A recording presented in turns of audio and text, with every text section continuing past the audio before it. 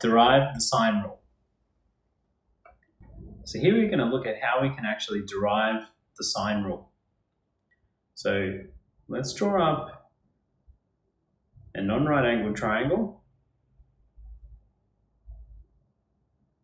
Call this angle A, this angle C, this angle B.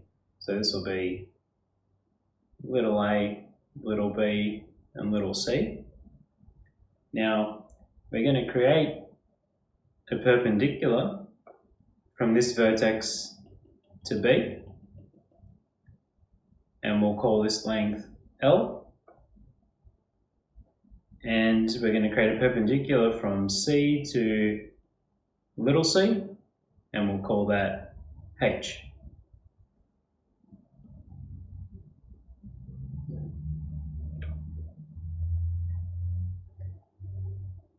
Now, let's just apply our normal SOHCAHTOA stuff.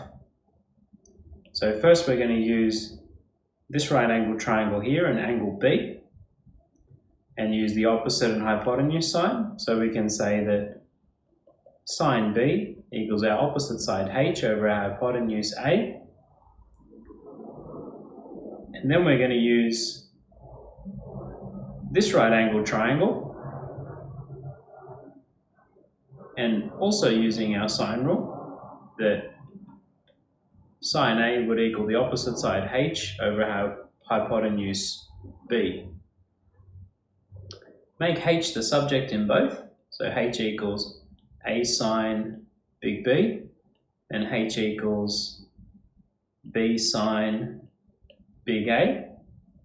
And if they both equal H, they must equal each other.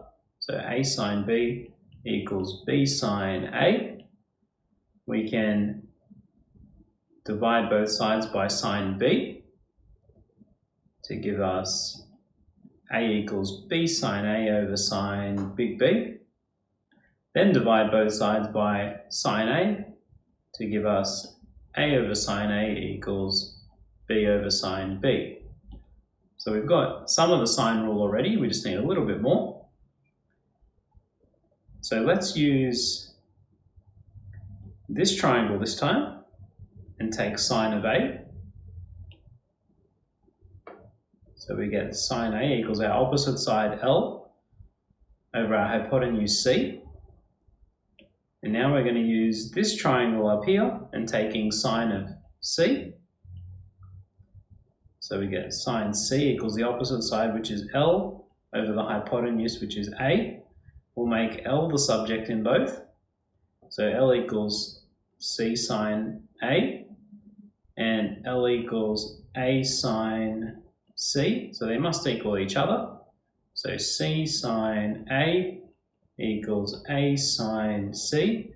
Can divide both sides by sine A and sine C at the same time to get a similar result, that C over sine C equals A over sine A,